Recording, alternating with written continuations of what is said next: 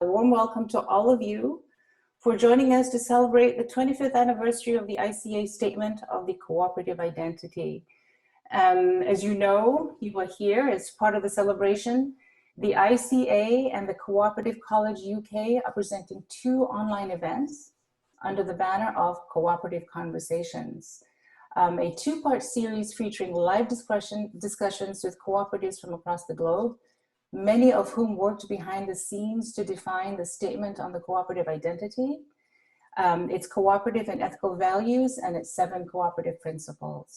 My name is Zoraida Hoffman. I am the Interim Communications Director at the ICA, and joining you from my home office in Washington, D.C., I will be the moderator today. For the next 2 hours, we will hear from our distinguished and diverse list of panelists from all over the world. And we'll also we'll also answer as many questions as possible from each of you. There are quite a few, so you have to bear with us. Today, you will be part of the first conversation titled Looking Back for a Stronger, Brighter Future. We will explore how the 7 cooperative principles came to be, the significance of the global context at the time, the impact it had on the cooperative movement then, today, and how it will shape the future. Tomorrow, I encourage all of you to come back and join my colleague Santosh Kumar, who will be moderating the second conversation titled The Impact of the Cooperative Identity on Regulation. Santosh will also be in good company with another distinguished group of panelists who will examine the impact of the Cooperative Identity Statement on cooperative regulation at national and international levels. I have, as you've already heard, a very able team working behind the scenes from the Cooperative College and a group of translators as well to make sure that everything runs smoothly. So before we begin, I have a few instructions to share with all of you. We are offering translation, simultaneous translation in Spanish and in French today. If you'd like to listen to this webinar in French or Spanish, please change the channel. There's a language channel by clicking on the globe icon at the bottom right of your screen. If you have any issues with audio or video, or if you have any questions for us, please use the chat box. We'll do our best to respond. And that's also a good area for participants, the attendees rather, to just chat with each other, basically. As I said, many of you have already submitted questions, which is fantastic. And you can still continue to do so via the Q&A box, which is also on the bottom menu. And we'll try our very best to respond to as many as possible. Also, lastly, and I think you can see this on your Zoom panel, this event is being recorded for future use by the ICA and also by the Cooperative College UK. So that's housekeeping. Let's start this conversation. To start today, I'd like to share with you a video message that we have from our ICA President, Ariel Guarco. Chris, can you play that for us?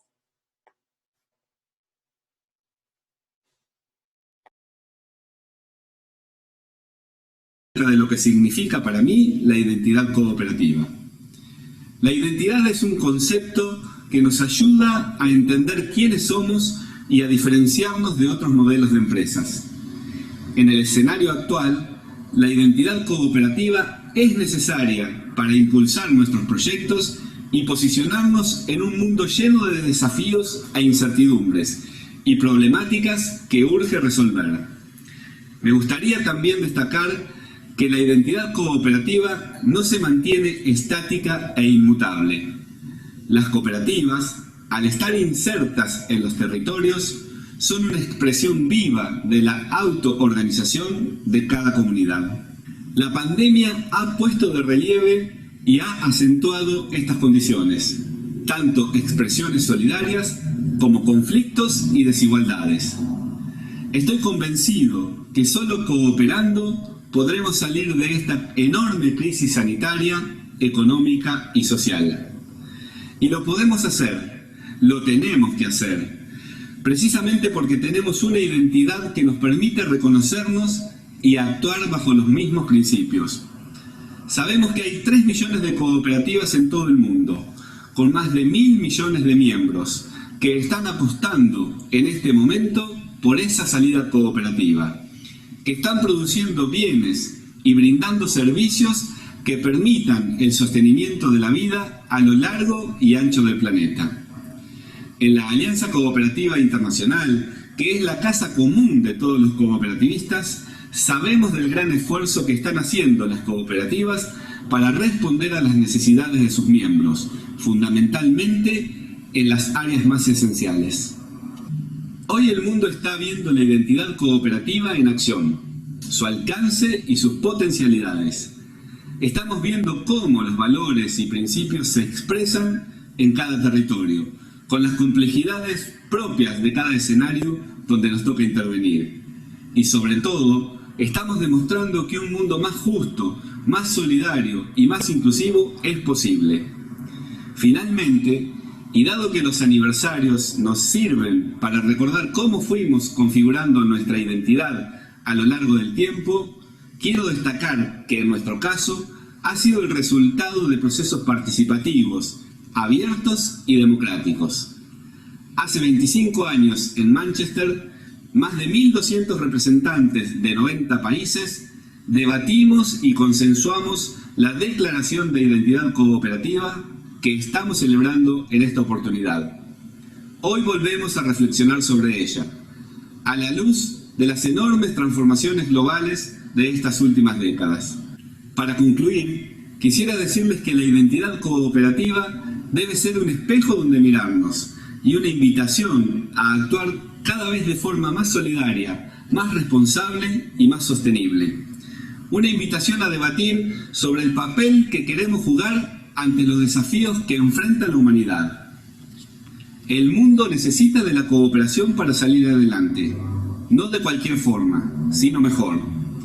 Creo que esta jornada es muy valiosa para reforzar la difusión global de la identidad cooperativa y nos permite a todos los miembros de la Alianza Cooperativa Internacional continuar trabajando para hacer de esa identidad un motor que nos empuje a seguir transformando día a día la realidad de nuestras comunidades.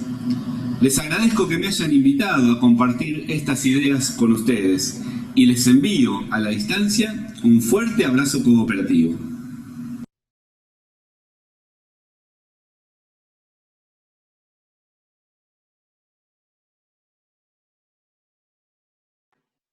Thank you, Chris.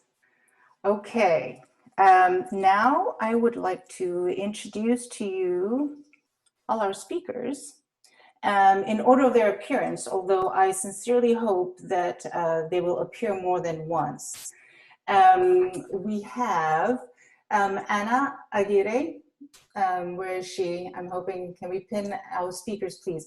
Co-founder of Tese Baez, a cooperative based in the Basque region of Spain. She's also the vice president of the ICA Youth Network for Europe. Where are you, Ana? There you are.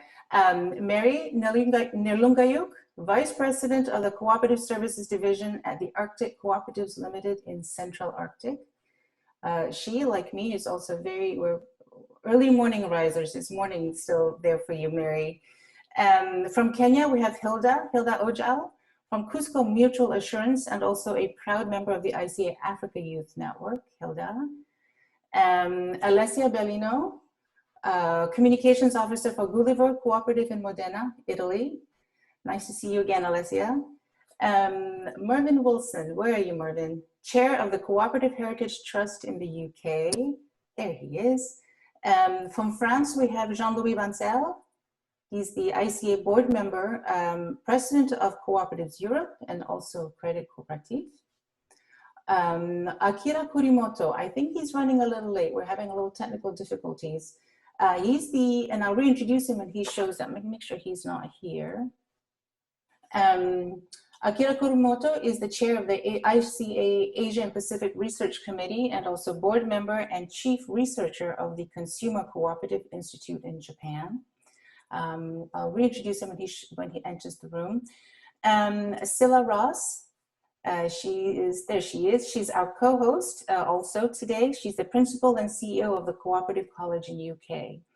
And last but not least, we have my former colleague, Martin Lowry, the US representative to the ICA board, chair of the ICA Cooperative Identity Committee, and also inductee to the 2014 Cooperative Hall of Fame. So I have a great group of people with me today. It's one of those things with this pandemic that there's nothing really good about it, but the wonderful thing is I can assemble a wonderful group that ordinarily I don't think I would be able to as easily. So we are almost right on time. So I would like to just jump right into it if I could. There are three main topics today for the conversation. And that's how we're going to break it up. If I could see the title, the three topics, the slide for the three topics, please. There it is. So the first topic is the impact of the cooperative identity today. Topic 2, 100-year journey. We'll listen to how we got here. And topic 3 is the impact of the statement on the cooperative identity in 1995 on the cooperative movement. So I'm going to go ahead and just jump right in, and we'll start with Anna. Anna, if you could first unmute yourself. And many of us know how active you are in the cooperative movement, and not just in Spain, but around the world. So if you can begin this conversation and share with us, and you're very vocal about, I think it's sort of timely that now it's the anniversary of the UN Sustainable Development Goals this week. And it would be wonderful if you can share with us your thoughts about how cooperatives and their role with the SDGs that we have so far. Yeah, so hello everyone, wherever you are, morning, evening, afternoon, like for me. Yeah, so I'm Ana Aguirre, and I'm speaking to you from the Basque Country in northern Spain.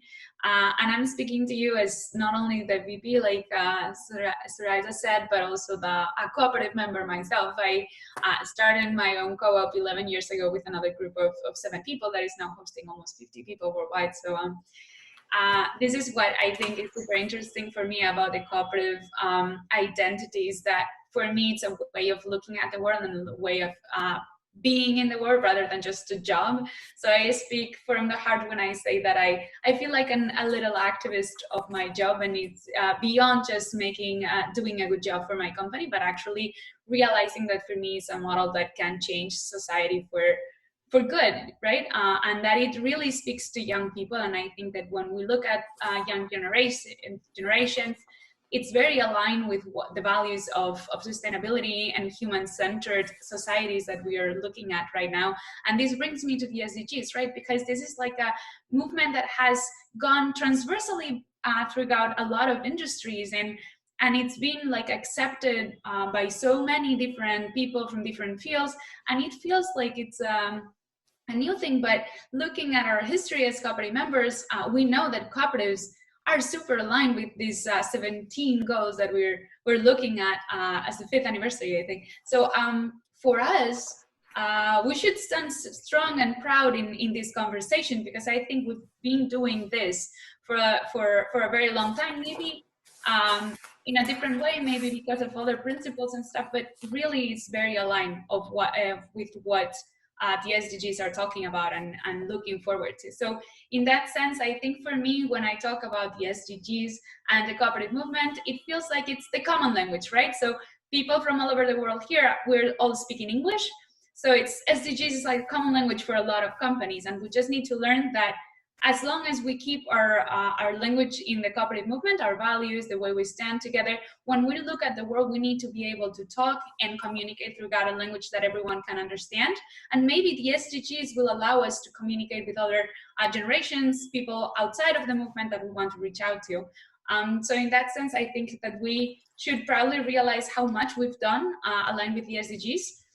Share it publicly, because I think that we should too do that. Not marketing, but acknowledging that we've done it, and then fight in this common battle to make the world a better place through the movement that we know has changed the world and shaped societies for so long. And I'm sure that it's super modern. So I'd like for you to bring that back, hold that thought, Anna. I think that as we go throughout the conversation in the next few minutes and the next hour or so, I think we can pull that part of it also into the next part of the conversation and the other topics. And along these same lines though, Mary, I'd like to bring you into this conversation now. if you can share with me, you and I talked about how the cooperative identity in your life, in your history with the cooperative movement, which has been quite a while up in your region there in the Central Arctic, but specifically how is affected the role of women, and how that has contributed to your work. If you can share that with what you shared with me, with the audience today, that would be very interesting. Thank you very much. Central Arctic in Arctic Canada, in women's leadership, I grew up in a small town, and women play a big role in a lot of the communities. But the other thing is that it's hard for women to get into the leadership role because of the very similar challenges across the world about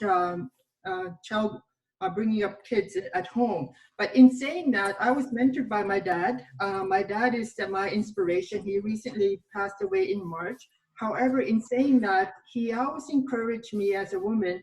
And this is his saying, that when I was growing up, and that being a female, you will face a lot of challenges. Challenges meaning being a female is going to be your first barrier, but he always encouraged me, don't let that stop you from what you want to do. In saying that, in Canada's Arctic, the leadership role in the cooperative movement, it has always been very strong. And it's interesting because I grew up in the Arctic, and then moving to Southern Canada, I noticed a huge disparity around women's in the governance role. And it was a reversal on my part. And one of the things is that I saw a lot of, there was no female actually around the board table when I've always seen women in the board table in the Arctic Canada. And so it was a very reversal on my end. In saying that, in the 7 principle, concern for community and so on, our president, Bill Lyle, he retired, was very influential in the concern for community around there. And the females always played a role in saying that the governance role is where it's important because in our governance model in the Arctic Canada, it's 51.3% female around the board table. That's 222 board members from the Arctic Canada, and it's a small population, but it's huge on our governance leadership. So it's very, the foundation is very strong in the women's role. And in this particular area, it's in the area where it's important to make sure that the women always had that foundation. They're always looking at the community as is in the cooperative movement, ensuring that the women are also the leaders. So there's a balance in there, and I know it's not always balanced, it's not always equitable, but in the and I know that because I faced similar challenges. And so, but in saying this particular area for the women's role, they've always looked at it from a community point of view. The community needs the children, the youth. What can we do better for in the community? So this is something that is always stuck to me in the cooperative movement in Arctic Canada. And one of the things is that concern for community is what Ian McPherson, I know, worked hard for this, the principles, and there was a missing with, it's attached to the principle number 6, and this is something that is one thing that is all mentioned, that 7 principle being concerned for the community, very similar to the SDG that was mentioned. That I think it's important. There's a lot of linkage in the community, cooperative, and so on. So I'm going to leave it at there for now, and then if there's any further questions or comments, I could certainly add to it. There is a huge tie-in, as Anna said, and I don't think too many people actually consciously think of it that way, especially in the international world, development world. So I definitely want to come back to it. I'm going to take this time though to, well, actually, let me first also bring in our final speaker, Akira Korimoto, did show up. I apologize for all the technical difficulties. Thank you for being here. Nice to see you. And we will come back to you, Akira, in the next topic, but okay. Very nice to have you join us this morning, or today rather. For you actually it's the evening. Okay, now Hilda, I'm going to put you on the spot right now. Hilda Ojal from Kenya. Yes. So we talked about the SDGs and of course about the role of women within the cooperative movement. I personally would like to hear more about how the cooperative identity has resonated with the youth in Africa, in the region. Okay, so thank you so much. And of course, it was mentioned, I am also a proud member of ICA Africa Youth Network, and I also represent them at the board level of ICA Africa. I would like to talk about maybe the ICA Africa Youth Network and how COP identity has actually resonated with young people. With the ICA Africa Youth Network, it's been quite very welcoming to young people and teaching them about how the cooperative movement works and how young people can benefit, because of course there was the cliche that this is just for the elderly people and it is not for the young people, it is not cool, it's not an interesting thing to be in a COP. And what we've done is actually to educate them and provide platforms such as conferences and educational training so that we can have small clinics to sensitize them, to teach them about the COP movement. And it's really bared fruits in terms of young people joining and understanding how the cooperative works. It's not about the financial muscle of each member, but more of young people and how they can actually benefit from it, what values they create, and how it can actually improve you as a person. So with that, we've actually had young people even crossing borders of their countries and forming a bigger youth network, such as Boleswa, which contains Botswana, Lesotho, and Swaziland. Young people have come together to actually ensure that they are sensitizing other young people about cooperatives, and it's a huge movement down in the south of Africa, and we want to actually replicate it to the rest of Africa, that is within the east, the west, the central, and the north of Africa. And it's been a good journey in terms of ensuring that young people are joining the COP movement. So thank you. That is fabulous. I wasn't aware of that, Hilda. That is inspiring. And we'll come back. I have a million questions going in my head right now, but we'll have to come back to this. And the last on this group, I'm going to bring in Alessia Bellino. Alessia has something exciting to share with us regarding the Gulliver's 2019 social balance sheet and how it's a great example of how the cooperative identity is used for a tool for success. Alessia, share with us. Thank you. Hello everybody. I'm speaking from Italy, north of Italy, and I'm the communication officer of Gulliver, or Gulliver, as you said. And my struggle is always how to transmit principles and values to people about our cooperative statement. So every year we draw up a report, economical, financial report for our business, and this is mandatory. But the last year, in 2019, we drawn up also a social report. And this report was very special because for the first time we put together every items and activities that we have made about membership, about workers, about social responsibilities, and we put it together in one report following the statement of cooperative values. So we have represented this like a tree. I'd like to share with you this picture because I think that is quite simple to understand because of the Italian, I can translate for you, but there is membership and social participation, values, community, future, network, community, and we followed the 7 principles.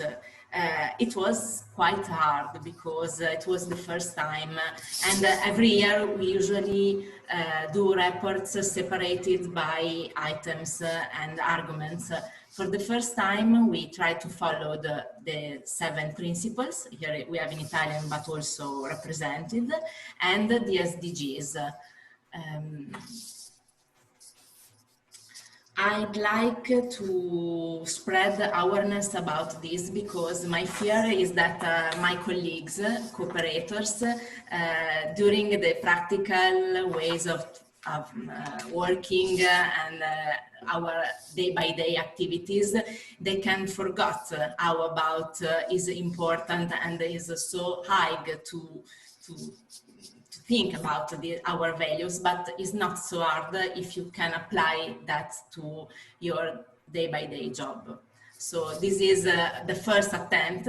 Then for the next year, unfortunately, we had COVID, so a lot of our activities are decreased, so we don't have so much stuff as the last year, but I try to do something else like a little video or some animation just to can spread awareness and consciousness about principles in a simple and very easy way.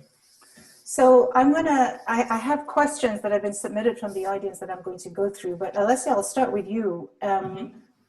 Why now? Why did Gulliver decide to do this now and not say 5 years ago? Because we want to make a change, because in the past we followed the road that was more institutional and standard way of thinking, and we would like to change something to improve our communication between memberships, because we are 2,000 workers and more or less 900 membership. So we'd like to increase our members. So, and the feedback that you've gotten so far, has it been was good? good. Yes, Yeah. It was good. We are working on it because the balance was closed and at the end of the first semester of the year. So we are just working on this document, and we would like to make some meetings or I don't know, just to share and to speak with our members. So we're talking a lot this group here about inclusivity, the youth, gender. So one of the questions that came in, and I'm hoping the person who's asked this question is in the group of attendees this morning or this afternoon. So I'm going to open this up to all of you in the first topic, and let's see where we go with this. So the question is, it's a statement and a question. The cooperative identity has always embraced equity and inclusion, but today in many parts of the world, people still express the desire for co-ops to do more, to include all types of people, no matter their gender, race, or demographic characteristic. My apologies.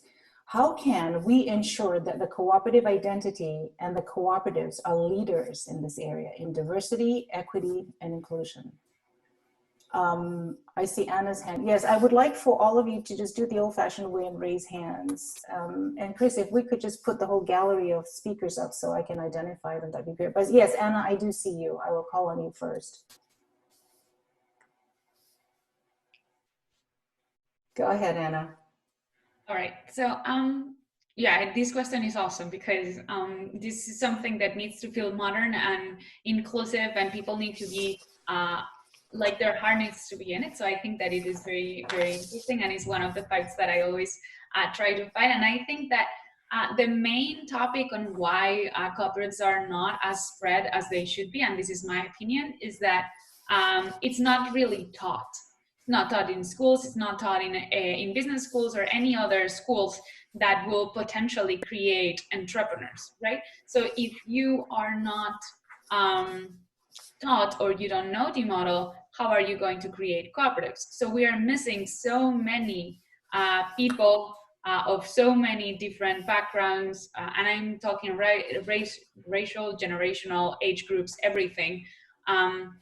I've been in a couple of different institutions where cooperatives were not taught, like, but it wasn't just because they forgot it, it's because I raised the point up and they said like, no.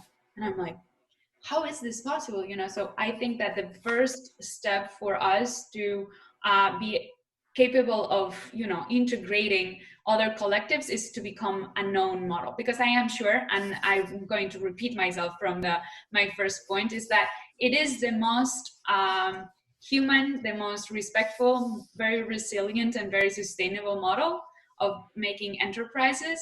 So I know for sure, hand on fire, that if people knew about a model more, they will for sure choose it. But how are you going to choose something that you don't know?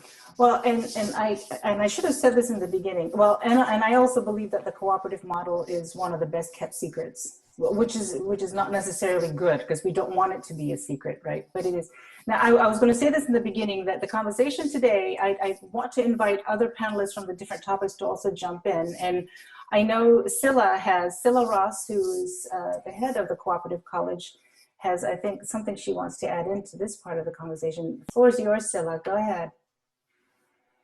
Thank you very much indeed, and for a great first contribution, set of contributions, absolutely brilliant.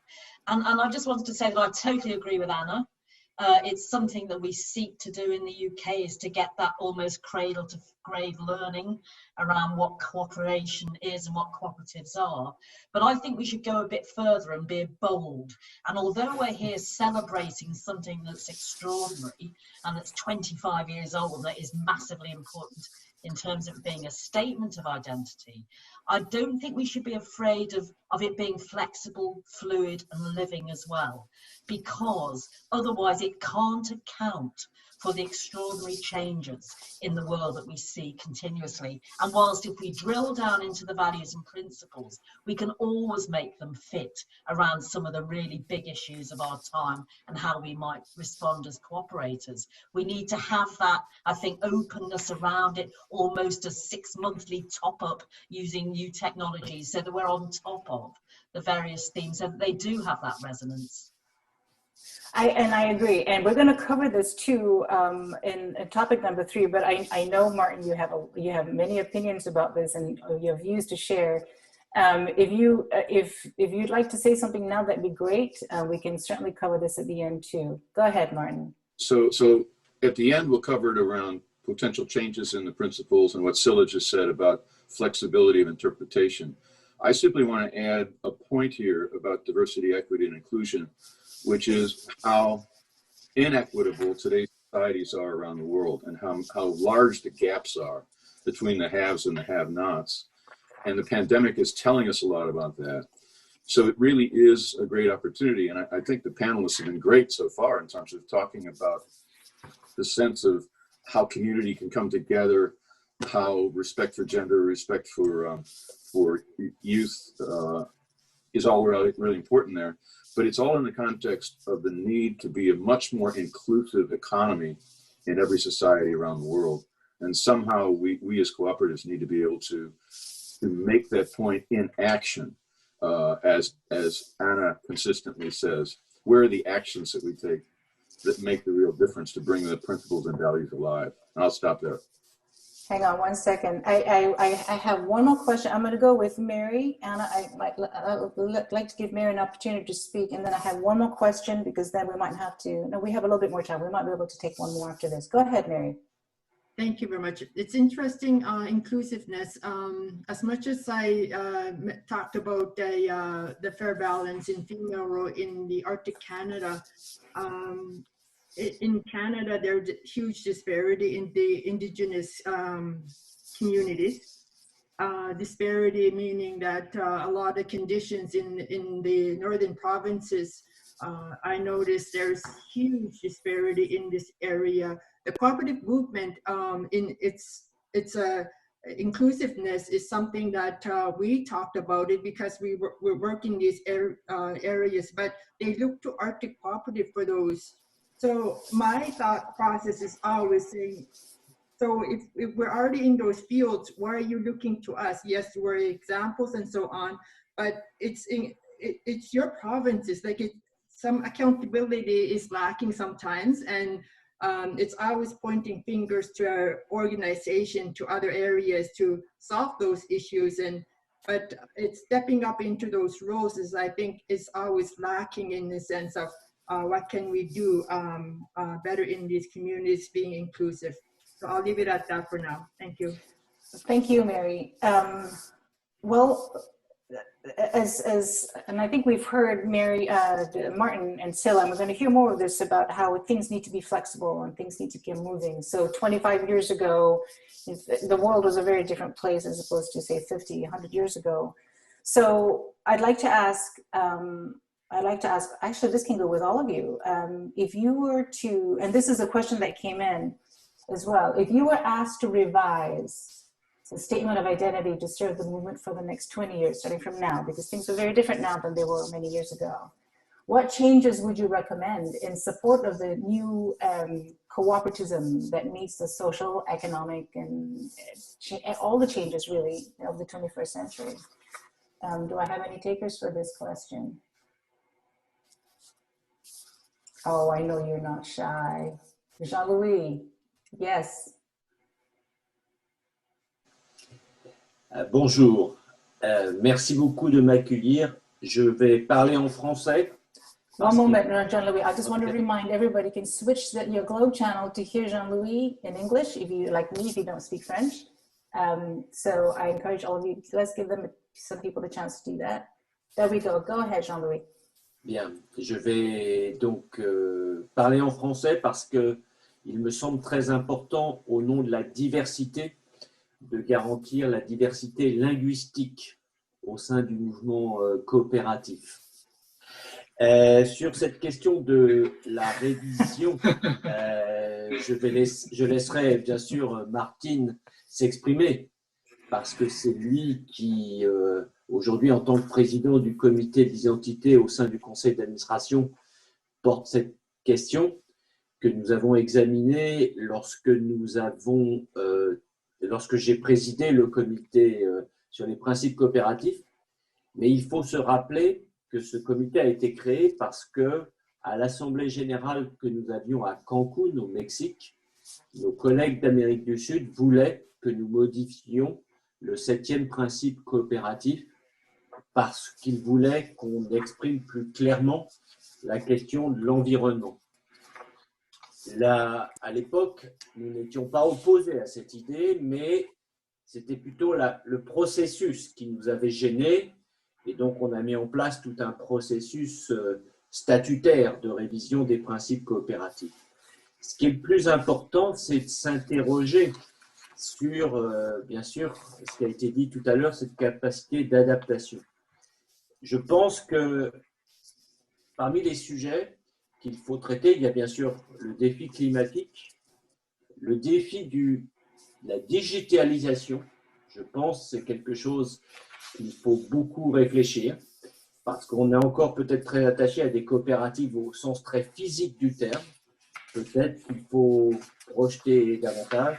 Troisièmement, c'est l'excès que nous avons donné à la place du capital dans la dimension coopérative.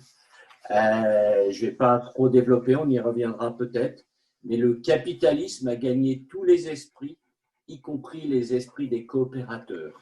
On a trop réduit l'engagement coopératif à la détention du capital. Et donc, je dirais la dernière chose, c'est il faut ouvrir nos portes et nos fenêtres à ceux qui, dedans et à ceux qui, dehors, nous critiquent et ils considèrent que nous sommes trop vieille école et peut-être pas assez tournés vers le futur. Mais je laisserai Martine en charge d'apporter des réponses ou des compléments. Merci. Merci, Jean-Louis. You're making me practice my French. I have, and we will come back to that topic as well. I really do think that it would be important for our audience to hear about where we go next, really, even beyond today, because just as we've seen in this year alone, how we communicate and how we help the communities, how that's changed so much, or at least for the cooperative movement, how it's emphasized how important the cooperative model can be to contribute to the solutions. Before we leave this topic area, I have to bring in, because it fits with the group that we have at the top of the session, is one question that has come in. And I know many of you have opinions about this, and it goes also, instead of just revising what would we do, it's sort of a reflective thing. It's more of a what would you do? The cooperative movement and the cooperative model is wonderful, as we all know, but we're talking amongst ourselves. We are all believers. But there's clearly a need to expand, a need to improve, because there's always room for improvement, and Anna will be the first one to tell you that. But specifically with, and I loved hearing what Hilda had to say about how in crossing borders, and people are really excited because, the youth especially, and sometimes you need something to hang on to. So what can we do? The question is, what can we do to increase the participation, specifically from the youth, and not just from the youth, because we think of youth as super young, but the youth movement, the age bracket, I think is sort of either expanding or moving. I'm not so sure which way it goes. But how are we working? What are we as a group are doing to increase the participation of youth today? Does anybody want to share? Go ahead, Anna. I feel like I'm taking like the. I will go elsewhere if nobody's hand. But I do want to hear a little bit from. I do want to hear a little bit from Hilda. She has an opinion about this too. But go ahead, Anna. No, go ahead, Anna. No, go, Hilda. Okay. Well, to increase the participation, I think it is important, as we said earlier on, and Anna had mentioned that education is most important, but we need to follow it up with the actions. And we are really encouraging young people, because most young people actually just go for these educational trainings and we come back and sit. But we need to follow it up, and we need to dissect the problems that we are having in terms of starting up the COP enterprises that are being built by young people. We ensure that we give them the right mentors. So we have those people who have been there within the movement, who are able to hold their hands and, encourage them, teach them, maybe find solutions to the problems that they're going through. So it creates that follow-up, it creates concern for that particular young person or the group that is forming the cooperative. It becomes easier for them to bear and to go forward in terms of creating sustainable COP enterprises. So that is what we are doing here on this other end. And maybe Anna could add something to that. Well, can I also add, and I know the two of you are very involved with the ICA Global Youth Network, and you both have attended the Global Youth Forum. I'm assuming the both of you were there, and you're talking about mentorship, and it's not just mentorships from people who've been in the cooperative movement for decades. It's also mentorship amongst yourselves. Am I correct? And yes. And I add on to that if you could, or any of you really, because it's not just mentorship from the older to the younger, but it's also amongst each other. Is that correct? Yeah, so I think one of the things that is very important is that we can't be paternalistic about what youth is feeling or how to involve it, right? So one of the things that for me is very important is not what we think youth needs, but what does youth really need, or like really listening. And I'm telling you from the old part of youth, like right in Europe, youth is older, it's 40, but in the rest of the world it's 35 for now. And I come from the 29th, right? So almost 30. So I'm coming like from the very old part of the youth movement. So even for me, sometimes it's like, oh, you know, that's what I think people are feeling. And I think we need to be very consistent on, okay, what is it that we think we're doing for youth and what really youth is demanding. So I think autonomy and spaces for real dialogue are like mandatory. And I am so glad that you bring up the Global Youth Forum in Malaysia, because I think it was super good example of how much can be taken out of every young person's perspective and from their experience, because sometimes we feel like, oh, they need experience, or they need autonomy, or they need like to do this, and we need to watch or support them. And it's true, I think there's so much that needs to be learned and so much path that needs to be walked hand by hand, but there's another part that, you know, other people can learn from youth too. Well, so let me, and Merv, I see your hand going up. Let me just say one thing, because we do have to move into the next topic very shortly. But I just wanted to emphasize what I'm hearing you saying, many of you, is not just about youth, about listening to youth, it's about listening to everybody. And the realities of today and what we all really need is not just based on our own perceptions, but it has to be also based on reality, I think is what I'm hearing, yeah. Alessia, I see you too. Mervyn, can we, actually, let's go with Alessia for a moment, because Mervyn, we're going to come to you next in the next topic, if that's all right with you. Go ahead, Alessia, real quick, because we do have to move to the next section. Thank you. Just a little topic that I want to bring in is the principle number 6, because cooperation among cooperatives, it's not sufficient at all now. I think that we have to think about experimentation and to cooperate with somebody else, with some groups, private groups, with associations from the other world or the wide world of health cooperatives, social cooperatives, not only, because we speak the same language and we have to learn how to speak with other parts of the world of the social, the health services, the youth services. So I think that is a big effort that we have to do about social communication, how to translate to the rest of the world, not cooperative world, how we work, how we like to do things. And I hope that the 6th principle will be expanded. Thank you for bringing that up. And as a fellow communications professional, I know we appreciate the same challenges in how to communicate that. Mervyn, go ahead. I'm going to let you speak to this topic, and then I'm going to go ahead and bring you into the next one anyway. Go ahead, Mervyn. Thank you. Thanks. I think there's a couple of really important points picked up, just to pick up, that in respect of this critical need to get the cooperative model understood by a younger generation. One of the pieces we were working on in the UK prior to my retirement was about how you could use public sector reform to bring cooperative models into schools, so that people didn't just learn about a cooperative possibly in school, it's normally invisible in the curriculum, but trying to run the school as a multi-stakeholder cooperative. It's very challenging in the context of the political changes to education in this UK, but that was one piece. And the other one was just to say, great stuff from Hilda. One of the most rewarding pieces of work I was involved in was working with the Lesotho Youth Cooperative Forums.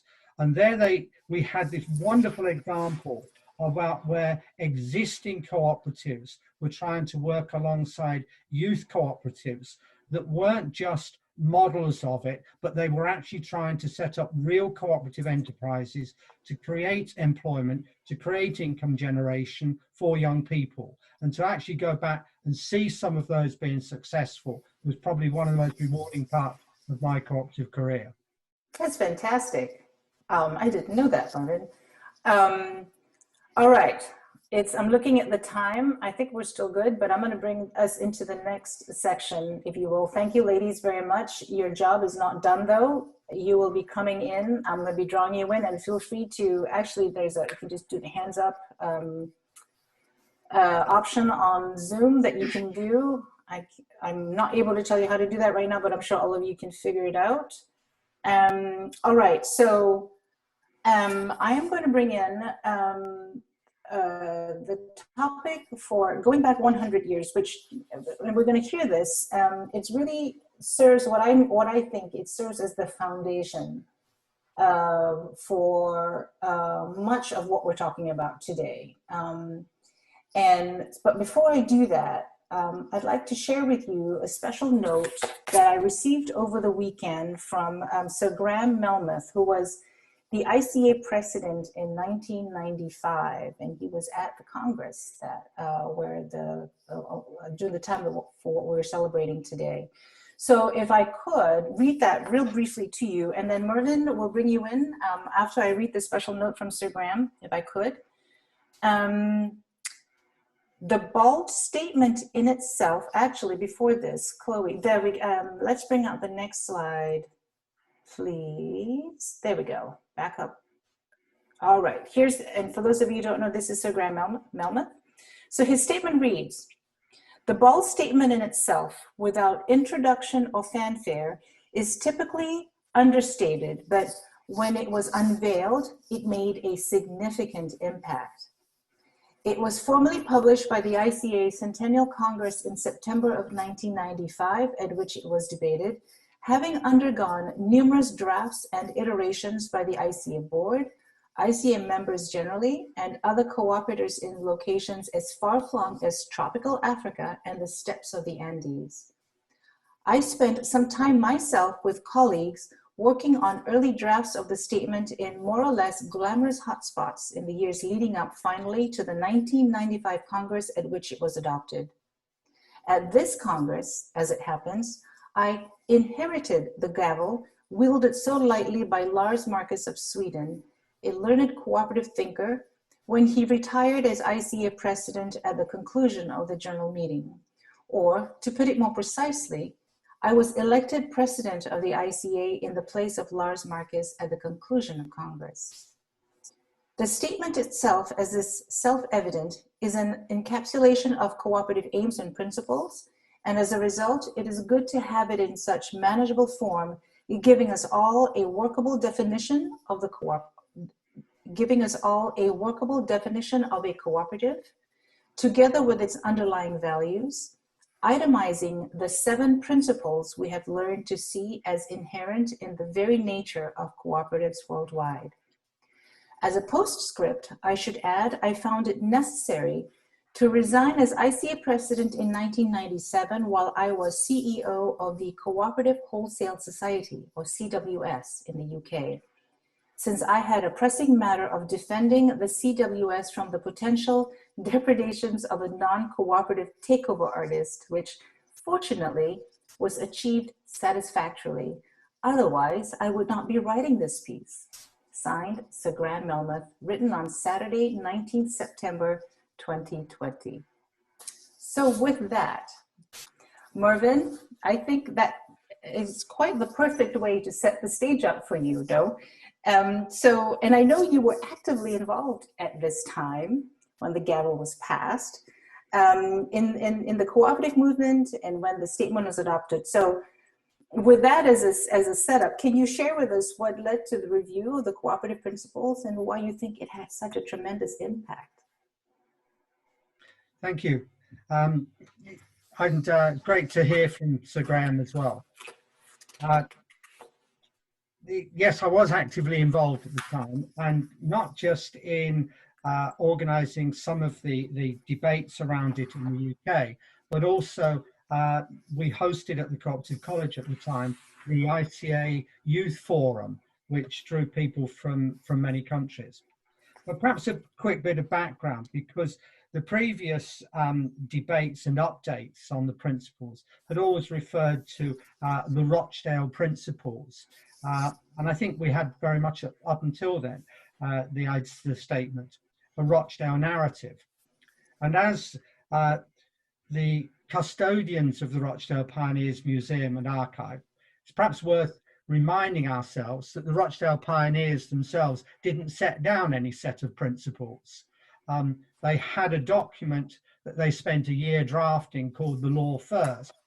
And whilst you can track both our values and our principles in those texts, they weren't actually explicitly listed until many years later. And of course, the ICA had a couple of revisions of them over time.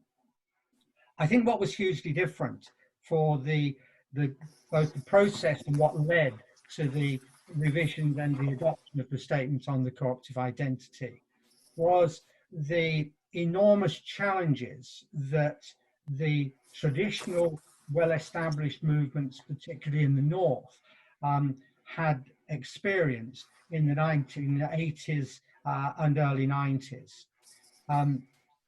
It's worth reminding ourselves that alongside that were huge political changes, the collapse of the Iron Curtain, the changes in the Soviet Union, the fall of the Berlin Wall. And there was an economic climate with the famous Reagan-Thatcher axis of the triumph of neoliberalism. Often described, Ian Macpherson described it really well as the supremacy of the investor-owned model of enterprise. And there was a danger. I think there was a critical loss of confidence in huge parts of what I would describe as the traditional cooperative movement.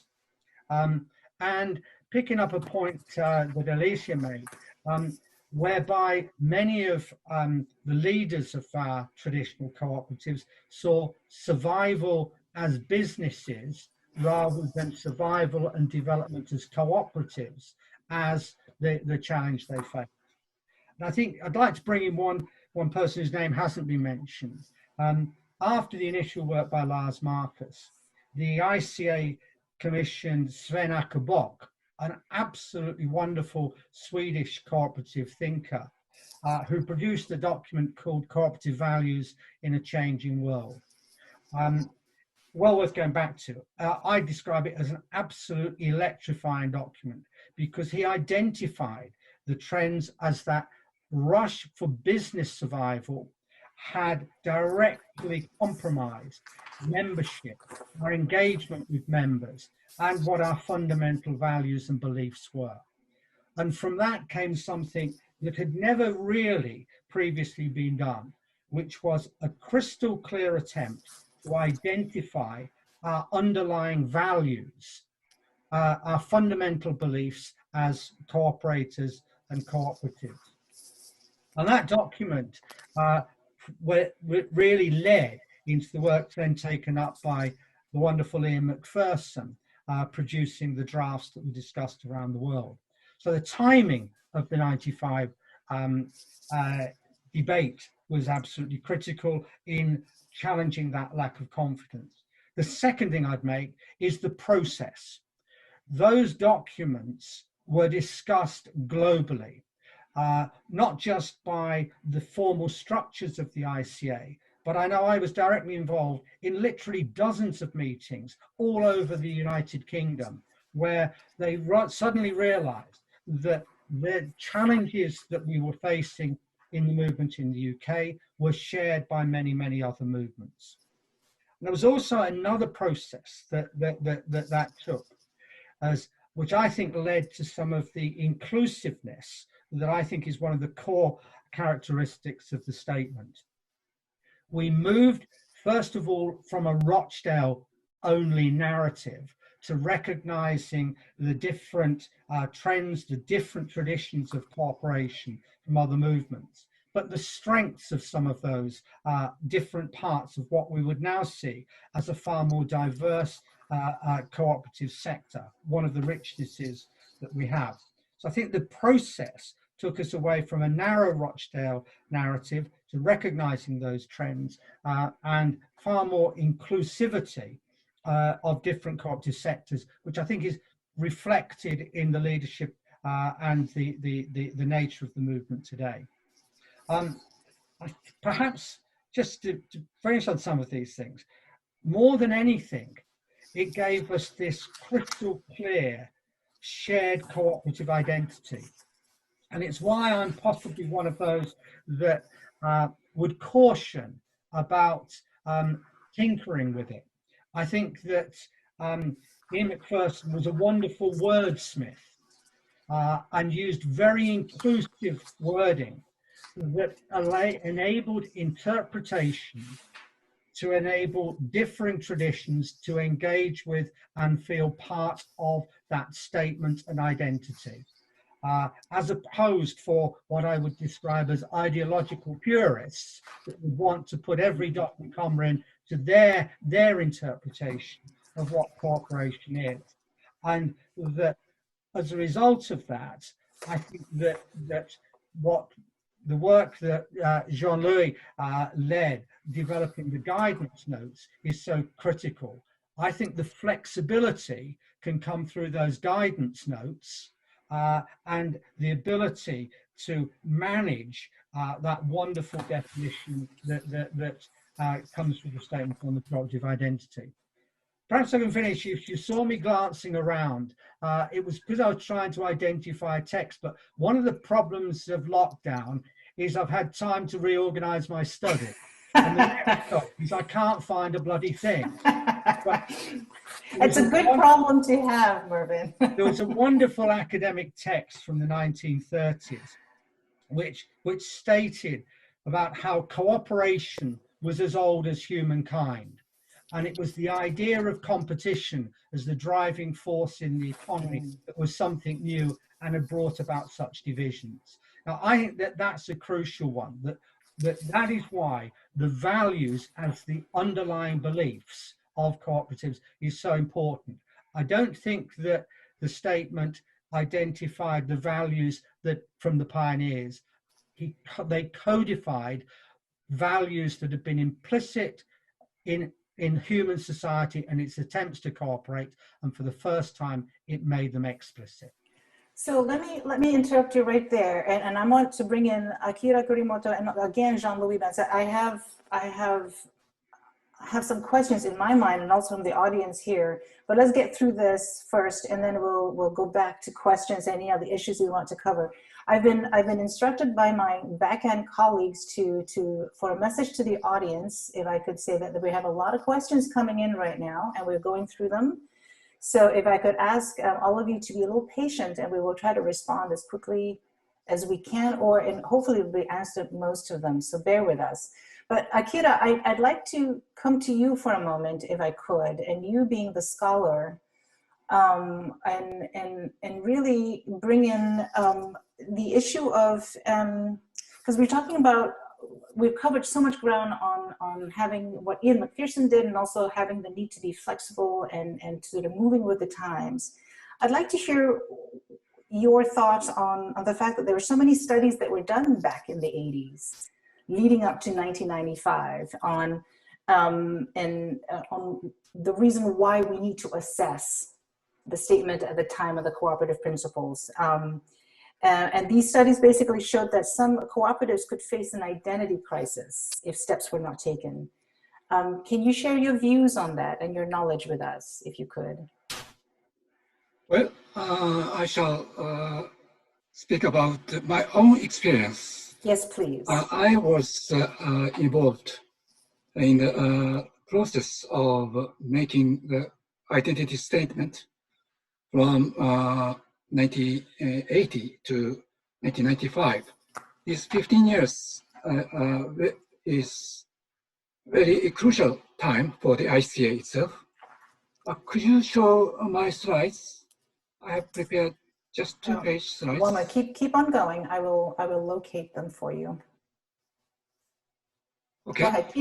Go ahead. Okay. So 1980,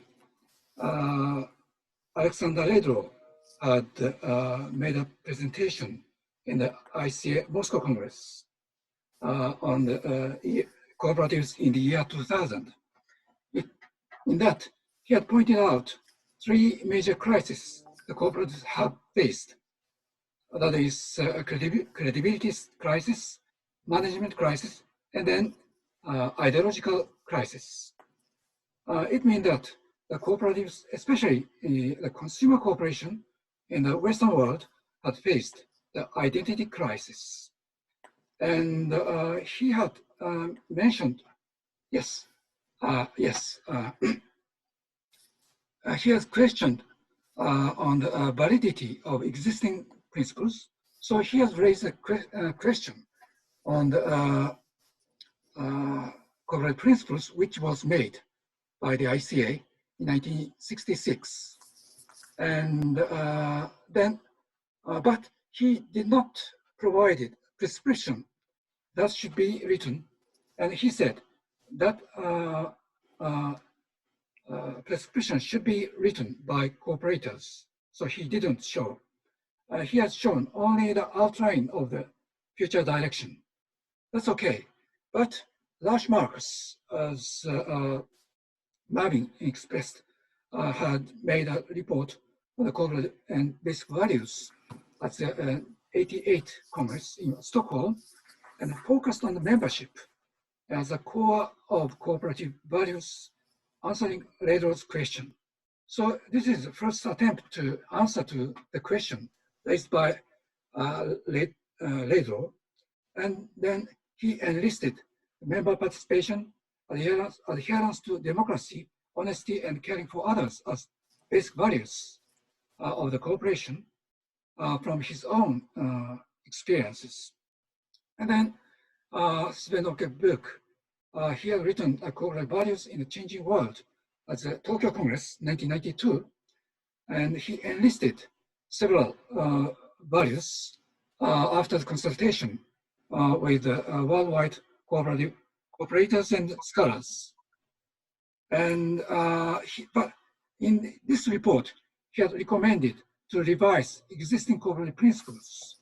So after Ledro, Sven-Åke book also insisted to review the principles. And then the principle was reviewed, and finally, in the 1995 Congress of the ICA Identity Statement was approved. And after a very wide range of consultation involving tens of thousands of people, and from in this process, I have been involved, and Japanese cooperative movements, especially consumer cooperative movement, have given many inputs to McPherson's report. And so in this regard, we have done a great job to draft the identity statement. And that was very well received by the world. And I think that was a tipping point for the ICA and the cooperative movement in the world. In the past, especially, I remember that in 1980s, the cooperatives are not seen as a viable alternative to a viable solution for the problem of the development, especially in the developing countries. The cooperatives are by and large controlled by the government. So the UN agencies didn't believe in the value of cooperation.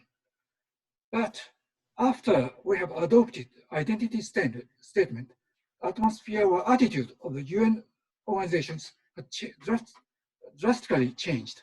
I noticed that, and then resulted in the adoption of the United Nations guidelines for cooperatives and ILO's new recommendation 1993. So, and then we have celebrated the Year of International Year of Cooperatives.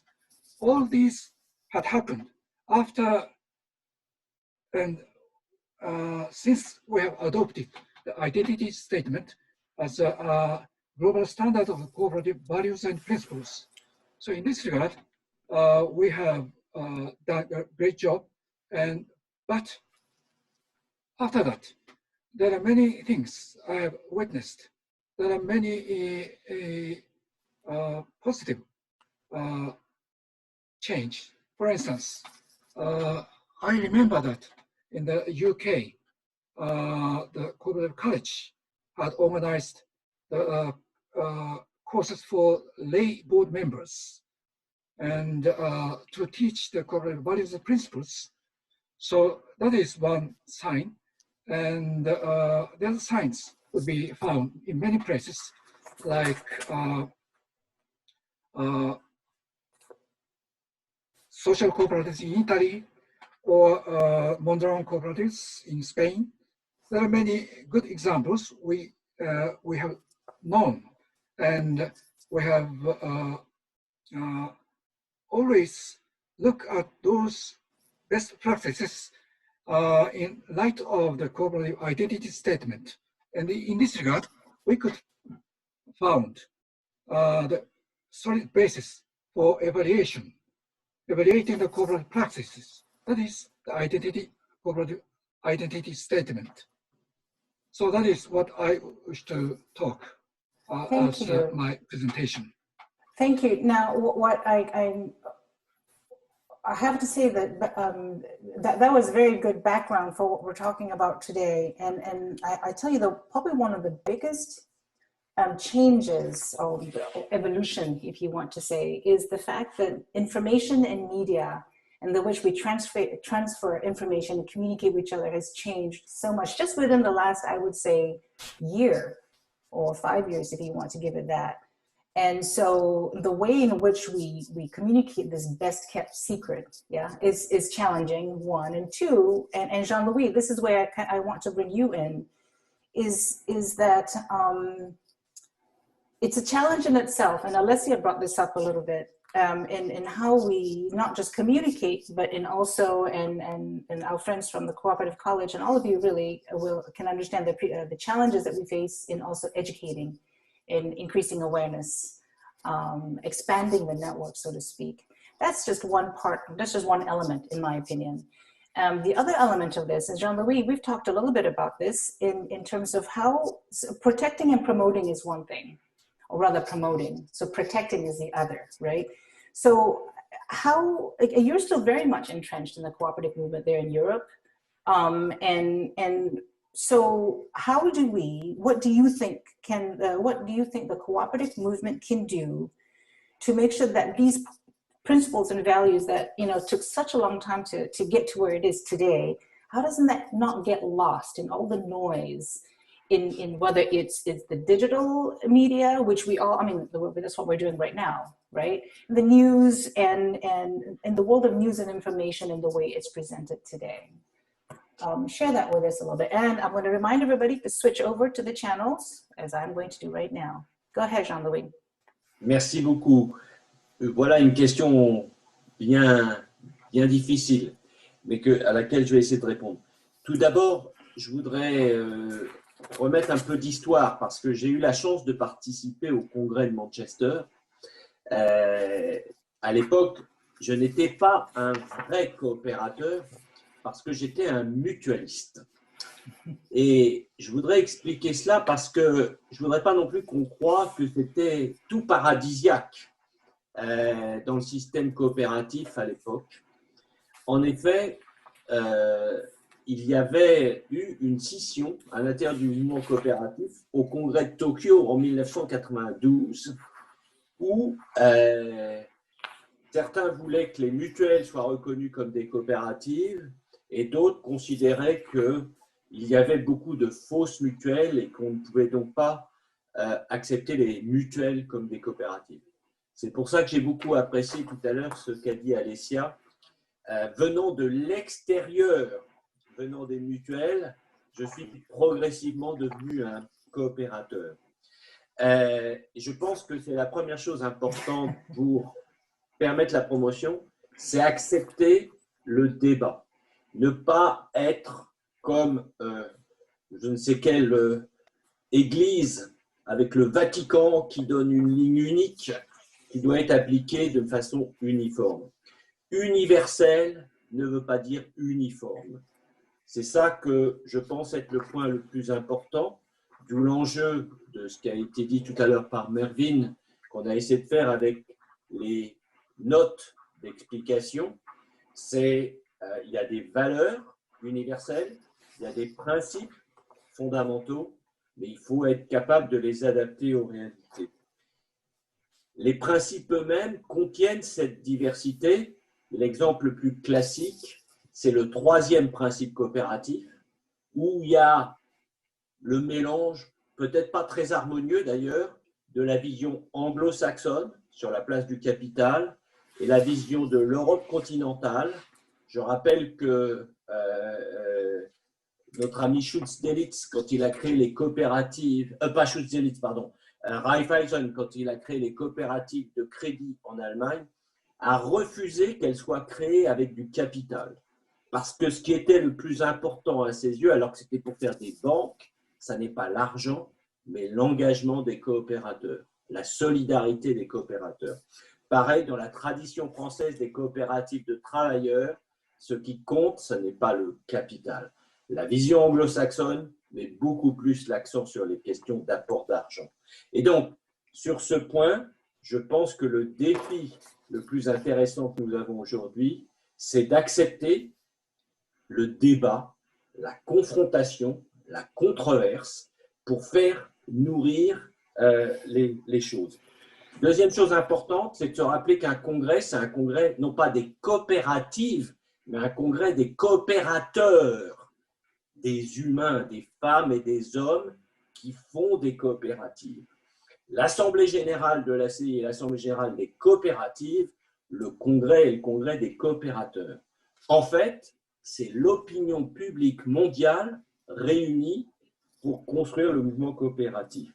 Et donc, c'est pour ça que c'est dans ce débat qu'on fera bouger les choses.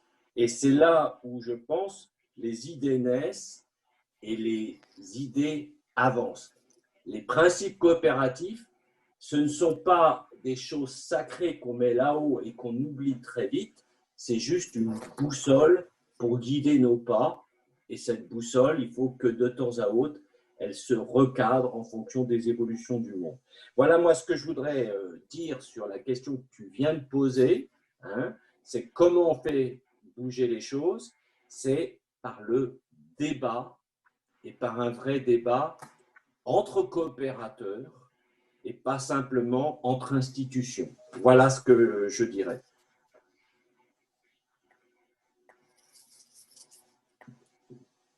Thank you, Jean-Louis. I have a number of questions that I want to ask, but I think what I'll do is I'm looking at the time right now. I do want to leave a good section at the end for general questions for everybody. So I think what I'll do, because there's a question I want to ask about this too, Jean-Louis, but let me come back to that. And I think I can bring everybody in as well, which I think is important. Because what you're saying is that we need to have more of this active debate, and not just amongst ourselves. This is, I think, what I'm hearing a lot. The cooperative movement, we all love each other for the most part because we believe in what we do. But I think what's lacking is really explaining to the world why this is good. So yes, Anna, I might have to have you wait for a bit because I want to bring in the end, but is that okay? Oh, I see your thumb, excellent. Okay, so I'm gonna move on. I do want to bring everybody back in to sort of converse about this. So the last section where I'm going to bring in Martin and Scylla, I think is a good way to tie this all up and also actually address some of the topics that that you've already that we've all talked about really. So I'm going to bring in the topic where we actually talk about the impact of what happened 25 years ago to today, right? And I'm going to start with Martin on this. And thank you for being here, Martin. Now, you've seen, like many of the others here, how the cooperative identity has evolved over the years. And you've spoken a lot about how things also need to keep on changing and evolving as opposed to being stuck in one section, or one part of one moment in time, really. Not in just how it's labeled and described, but also what it truly represents. So I'd like for you to share with the audience your vision on this. And basically is what you started out in the beginning of the conversation. If you can sort of expand on that a little bit for us, please. Thank you very much. This has been a fascinating discussion thus far. There's so many aspects to talk about. Let me specifically point out to our audience that the ICA Board of Directors has approved at their last meeting the creation of a document that's based upon the guidance notes.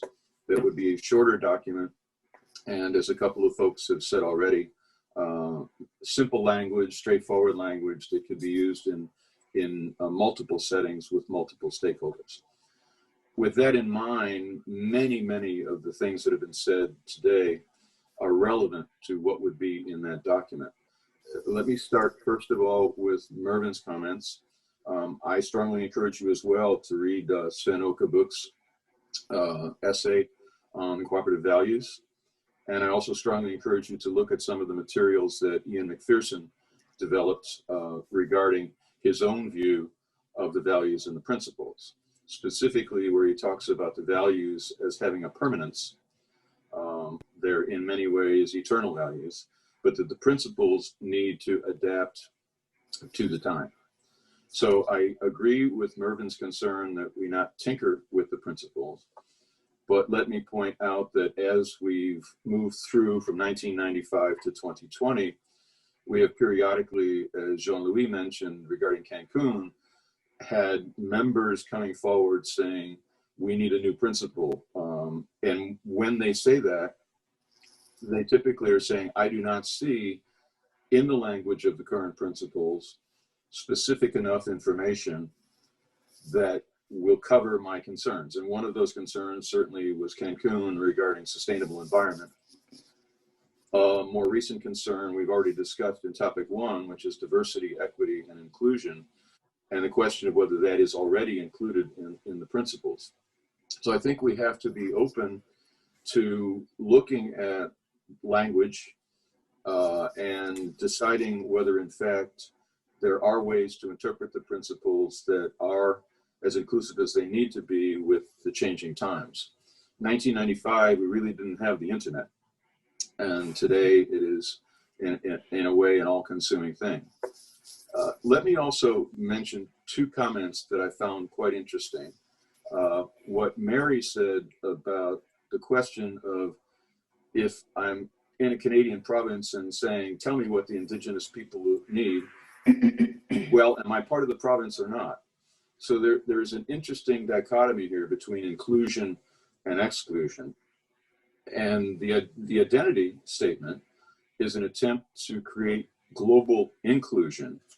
But at the same time, we have to respect the diversity amongst all of us that suggests a very complex world that we live in.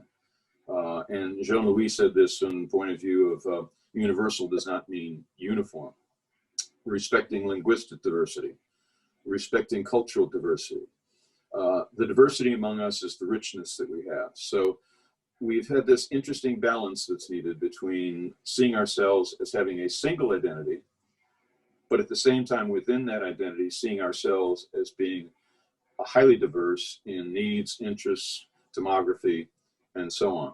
So we are looking at change versus permanence, unity versus uniformity.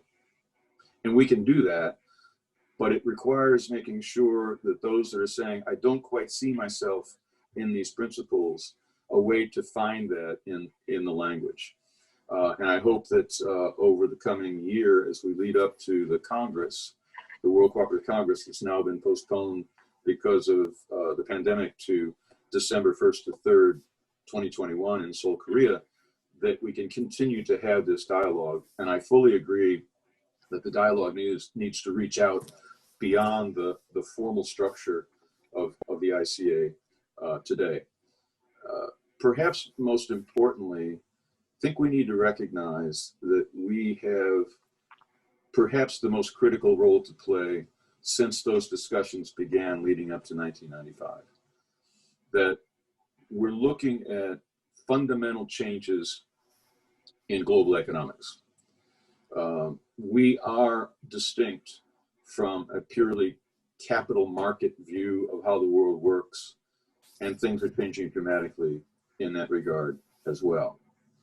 So how do we embrace the regenerative economy, the inclusive economy, the idea that fundamentally the natural resources on this earth need to be treated in a very different way than the extractive approach that's been taken since the 1800s. All of that, I think, is implicit in the values and the principles, but we need to move to a clearer sense of that. My own personal view is that the principles have been well received around the world and are often discussed and in some cases incorporated into the work of the enterprise. And in other cases, as I think it was Anna said, in day-to-day work, it's perhaps forgotten. I'm sorry, it was Alicia that said this. And then we need to be able to recognize ways in which the principles can be incorporated into day-to-day work. But I also believe that the values have not been discussed or internalized as well as they could be. We actually know what the values are because we live them, but we don't necessarily discuss them with other stakeholders. And the idea that we have to reach out beyond cooperatives, and the principle 6 being very important, does not exclude us from looking at alliances and relationships with others, does suggest that we can take those values and really make use of them in relationship to how we are perceived by the world at large. And I will stop there and thank you. Thank you, Martin. And Scylla, I don't mean to put you on the spot here, but since you're you're not the last speaker to speak, but you're certainly the last one to bring in that the one thing I think we haven't touched in quite great depths, although we've sort of floated around it. I mean, it's almost like the elephant in the room. You know, this year we've had the pandemic, and the theme for this year's International Day of Cooperatives, of course, is Cooperatives for Climate Action, which is, you know, the issue of climate change has been huge with a lot of us, and of course the effects of both on the on those who have less, you know, on how it affects people living in poverty. And of course the big umbrella of, okay, here we are cooperatives, and what are the solutions that we as members of the cooperative movement can offer to help fix this and make things better, or forget fixing, you know, helping. So I'd like to bring in, and I know the college does so many things in terms of educating and increasing awareness, and your role as just a cooperator and your background. If you can just sort of bring in and share with us, you know, your role, the college's role, and of course for you, you know, how you put all this together. Thank you very much indeed, and thank you to everyone who's spoken. I mean, it's really, it always it's a problem when you come at the end of a list of speakers, because actually you want to completely rip up anything. It's fun, but thank you. No, let me really try and answer that head on. When I came into post just about 5 years ago, I'd been associated with the movement and Mervyn and others previously, but I'd been working in adult and higher and community education. What immediately struck me was this extraordinary statement, this very vibrant, compelling statement.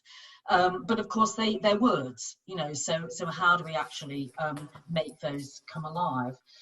When I took over as principal at the end of last year, because of those other concerns, many of which have been raised here, I reminded myself of what I'd thought about when I first started to find out about the co-op movement. I've been involved in lots of social movements, less so the co-op movement.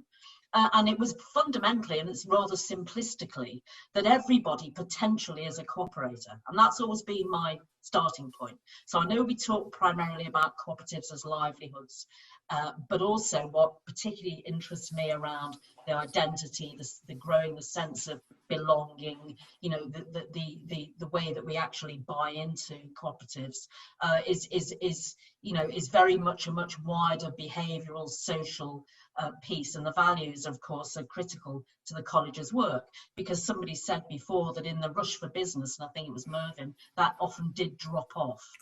And we make it very much our work to make sure that values central stage to everything we do.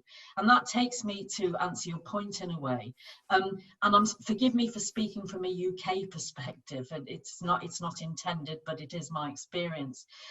You'll be aware that what we're going through, and this is global, but I speak about the British context, is the deepening inequalities and that we are experiencing, the gradual and total sort of separation, really, in terms of power and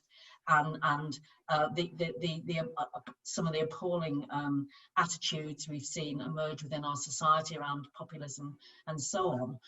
Not to mention the unknowable future of work. And I know we're talking more about that tomorrow. But the idea of lots of people being in this place and this space where the actual certainties of a model have broken down and no longer apply to them. And that's why I would say that actually it has never been a better moment, and maybe every new generation of cooperators says that.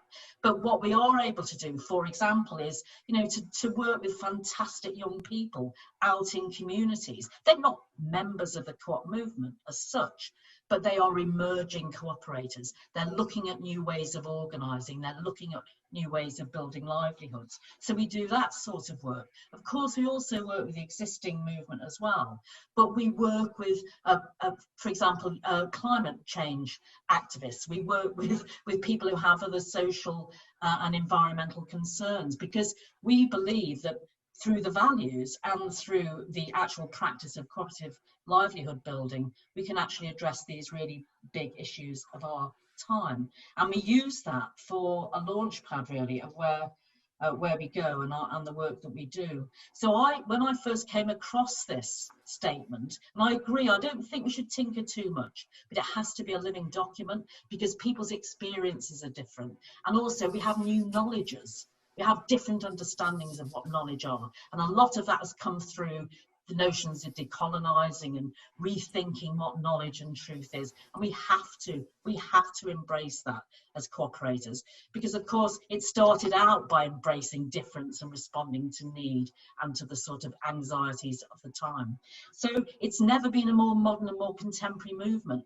And that is a very exciting thing. And everybody on this call and others have contributed hugely to that. But I'm confident that we can take it forward with all sorts of other emerging cooperators. So that's really where I think that universality lies in this statement, but actually in it also as a way of making the world not just a better place, but a very different place. And that's where we're coming from as an organisation. That is perfect. I see, whose hand was that? That was Jean-Louis. Did you have something to add?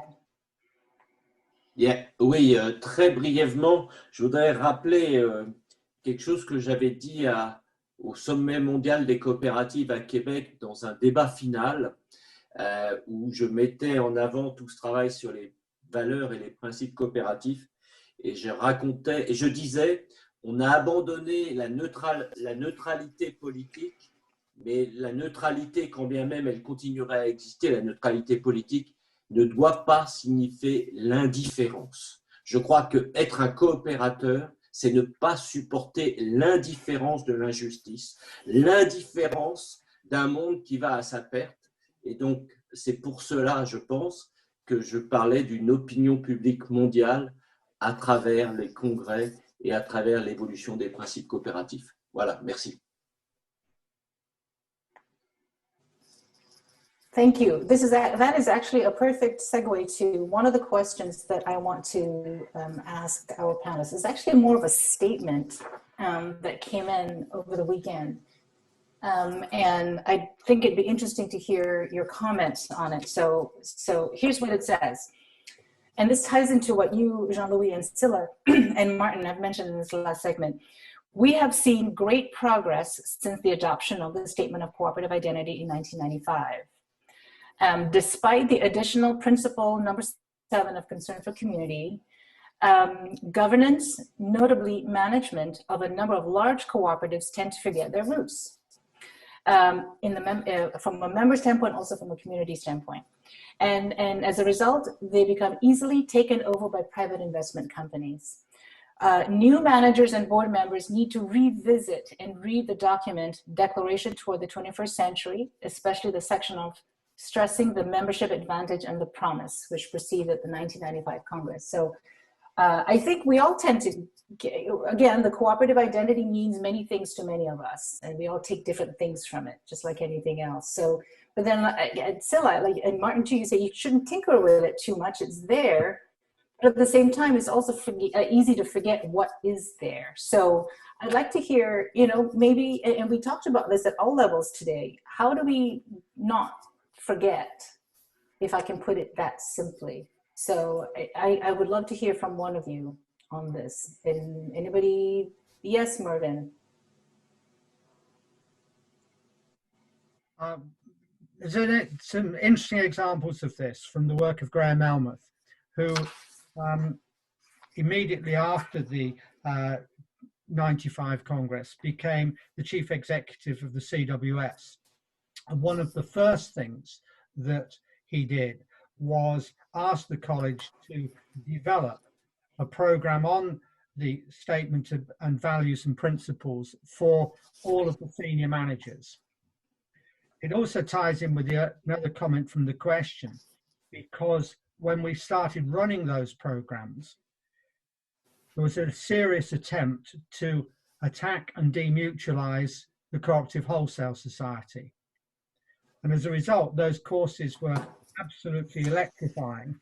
As managers, one quote that I always remember was that I have worked for this organization for 25 years, and this is the first time anybody has explained what it stands for. As a result, we worked all over the country for the CWS on explaining what values and principles were. But there's a problem. That was a massive plus, a massive tick, and it had enormous impact. But education and training is not like a sheep dip. It's not something you can do once and then forget. And one of the things that even organizations as strong as that forget is you need to go back and repeat, ensure that new people coming in, there's staff turnover in every organization. It's something that needs to be institutionalized within training programs. It should be part of an induction program for any manager in any cooperative coming in. And it should be deeply embedded in staff training as much as basic compliance and legal responsibilities. Thank you. And I'm glad you said that because, well, for one thing, I think Stella will thank you because that's part of what she does every day for a living, and many of us really. I'd like to hear from some of the other panelists on this too, because it's a challenge. I mean, even with the youth, actually, it goes across all sectors really. Oh, good, Anna, I see your hand up. Again, sorry. So one of the things that for me is super interesting about the educational part with the values in the past is that, and I was looking at the questions that people are asking and trying to answer. And for me, it's Thank you. Yes, I see that. How do we make it very practical, right? So we talk about values, we talk about principles, but sometimes we fail to make them really reachable and really practical, you know, because sometimes it's like, yes, they are the base of what we do, and they are the things that we respond to, but we really need to make them practical in our everyday basis. We cannot just talk about it or revolt about dialoguing and research. And one of the things that I'm working on right now from our company is that we work with some people that have been long workers of Mondragon, and now we are in an association called Arizmendiarrieta's Friends, and they are making a super effort on understanding and transitioning from the principles as like up in the air to like how are the principles used in examples of the everyday that are practical, and that we can show the values and we can show the principles with actions that are happening today. So not as utopia, but as actions that for sure are not, like, we're not perfect and we are not doing everything right, but we have structures and examples and projects that can show example of what those values are in practice. And sometimes, and maybe it's because I'm still young and you know, that fire and activism, but it's like yes, but I want to connect to the movement from a practical side. We want to, you know, reshape it. We want to bring those values to the modernization. And I'm not saying they are obsolete, because they are 100% not. I mean, all of us are looking at the world today and saying this is something that is more modern than it should be by now, right? We should be like maybe farther down the line with this. But I really wish we could have practical examples and super like easy to see values in their practice in each of them, because I think that will inspire people to realize that it's a lot more resonating with their everyday than just like a utopia scenario. Yes, thank you. And I see several hands up. I'm gonna go with Scylla, and then I'll go to you, Martin. I'm just going to say something a little bit controversial. I think we've actually got to assume that, well, certainly when we're talking about young people, they bring with them a lot of values. And actually, when you talk to a lot of human beings right across the age range, most of them have got values, and you develop those over time. They're not cooperative values, but they're not a million miles away. Actually, I'm not talking about how we, you know, the principles as applied, but those values run through most people, and they certainly are in a lot of young, which is actually why I find it not that difficult in some ways working with young people, because they connect with those co-op values. They've got them. You know, I think we need to remember how we then take them on in that. And Mervyn pointed out with the school, you know, young people tend to have those. So how do we make that, and if you like, continue the transformation? But they're there already, and a lot of other people are too. Just wanted to say that. Thank you, Scylla. Right, because I have them, so keep them engaged. I'm going to go to Martin, and then I'm going to start going through some of the questions. How much time? Oh, we have 20 minutes. Okay, I'm going to go to Martin, and then I'm going to start going through the list of questions so that we can answer some of them as well. Go ahead, Martin. Thank you, Zoraida. I want to follow up on the point that Mervyn made about cooperative wholesale society and what happened in the critical period of time within the UK on demutualization, or what we could generally refer to as demutualization. We've had a lot of focus in our conversation today about, you know, the future and the consequences of the pandemic and where things are going. I think it's important to come back to his point that there is also a focus on the individual cooperative and its management and governance from the point of view of understanding the cooperative identity. And the idea that ongoing education, orientation is important. When we see demutualization developing, and it is the case all over the world, it tends to be with larger cooperative organizations, and it tends to be with a CEO and potentially board that see themselves more interested in basically being a capitalist business than in being a cooperative. And that's something that I think is really critical for the future. There are many large cooperatives around the world that simply do not internalize the principles and values. A research conference a number of years ago, the Cooperative Research Conference, had a focus on isomorphism. In fact, Ian McPherson was at that conference. But the idea of isomorphism is that you want to look like the other side. You envy what's going on in the investor-owned world. You envy the compensation levels. You envy the sense of competitive market control. And you lose all perspective on the values and principles that drive us. So when Mervyn, you said that you have people who will go through a training program and say, I've been here 25 years, I never knew. I never knew what kind of an organization we're. We've had the same experience in the United States in multiple sectors. So I think that we have a job to do here based on simply making sure, as you said, that the principles and values are internalized in the individual cooperative itself on an ongoing basis, equal to the job that we have of making the larger world of enterprise understand who we are and how we can identify with social issues and values. So I'm glad you brought that up, because it's easy to just walk away from that and say, well, things are fine with the individual cooperative. They're operating just fine. And that is not the case, especially with some of the larger. Thank you. Okay.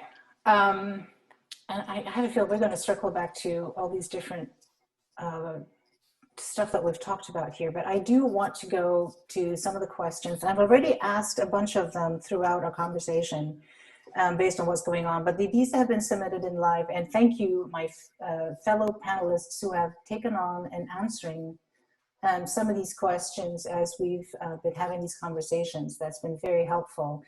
I'm going to ask the one, hang on, excuse me, pardon me for a second as I go through these. Actually, this might be tied into what you said, Martin, as just said, because, and I've always said that cooperatives are, the model is different. However, the bottom line is, and we know this from our background in the electric co-op model in America, in that it's still a business. I think all co-ops are still businesses, and you have to make ends meet. What happens to what we call the profit margin is different, but it's still a business in order for us to be able to operate. So the question here that I'd like for one of you to answer is, and I'll read it out. If we compare capitalist organizations with cooperatives, certainly there are areas of community support and sense of belonging in a co-op, as we all know. But if we keep that aside, if we put that aside, how does a co-op compare to capitalist organizations purely in terms of financial benefits? And how much does a co-op member get paid more or less? This can be, it's not exactly paid, but if one of you, Jean-Louis, do I see a reaction from you, Jean-Louis? Yes, please. Oui, pardon, j'allais parler en anglais, ça serait une grosse erreur. Non, ça n'est pas ce que ça paye, c'est ce que ça restitue. Le mot anglais, c'est le reward. Hein, c'est qu'est-ce qu'on a en échange de son engagement coopératif. Et donc, je pense que là où nous devons être très vigilants dans les organisations coopératives, c'est de ne pas être focalisé que sur le retour sur investissement. C'est très clairement le danger de ce qui a été appelé dans les organisations l'exit voice. C'est-à-dire, en fait, les gens qui nous quittent, qui nous abandonnent parce qu'ils n'ont pas de réponse à leurs questions. Et je pense que la voie démocratique, c'est-à-dire que les membres ont le droit d'interpeller les dirigeants, ont le droit de poser des questions aux dirigeants. Et donc, il y a beaucoup à retravailler sur la gouvernance démocratique des coopératives, mais pas d'un point de vue politique. Une coopérative n'est pas une société, n'est pas un parti politique, c'est une entreprise. Et donc, je pense que le grand danger qui nous menace, c'est l'apathie. Les gens qui, en fait, ne comprennent plus à quoi on sert et ne comprennent même plus qu'on est une coopérative. Donc, ce n'est pas ce que ça paye, c'est ce que ça restitue de l'engagement coopératif. Voilà.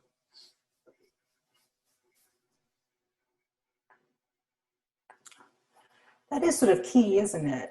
I think for people to realize that, and I think maybe the climate of the world today, it's a little hard to go back to it, but it's really what we give and also receive, because we all do need. But thank you, Jean-Louis. All right, one of the other questions that, oh, I see a hand up. Hang on a minute. I have my screen blocked. Yes, Anna. I think so. Thanks, Ravi, for the question, because I know Ravi, and I think it's very interesting that you asked that. I think that we need to be aware that people, at the end of the day, we work for money, right? I mean, everyone that doesn't need money probably wouldn't be standing in their chair at any time 8 hours a day, right? I would rather be traveling. Sorry for that. I'm very activist in cooperatives, but if I didn't need to make money, I probably would work less. That said, I think that one of the things that we should stand for as cooperative members is that we make sure that everyone that is involved in the cooperative world has a fair salary. And I think we can do something that is remarkable when we stay true to this principle. We are teaching a platform cooperatives now, a course with the New School and with the New School and Mondragon University that stands exactly for that. It's like, how do we fight the normalization of very crappy jobs that pay very, very poor salaries that are super bad at keeping people's not only monetary sustainability, but also human rights and human development. So we're talking about very bad job conditions, financially, humanly, sustainably, everything. So I think that maybe where Ravi was going for, it's a lot more in a statistical way, and I promised to him that I will search for statistics on how much more cooperatives do generate wealth, at least in our community. I think that if people and panelists have access to that in their communities, please share with Ravi, because I'm sure that he's looking for that. But one of the things that I asked for commitment for us cooperatives is that we make sure that at least in our environment, we pay fair, we stand for the rights of workers. And I'm a worker owner, so that is extreme in my situation because we are all part of the management. But I think we have a commitment here to show that our model is resilient, is fair, is just, it stands for human rights, stands for human development. And I think that Arizmendi was super clear on that. Yes, we are businesses and cooperatives, but also like humans before we're cooperativists. So I think we keep the commitment to make the society more just by existing. So embrace that, but make sure that we do not support the other part. Thank you. Any more comments to that before I move to the next question? Anybody? Okay. I'm trying to be very mindful of time. This next question is to do with concern for community. How are we going to connect the principle of autonomy and independence and concern to community across the country in all generations? In other words, to everybody.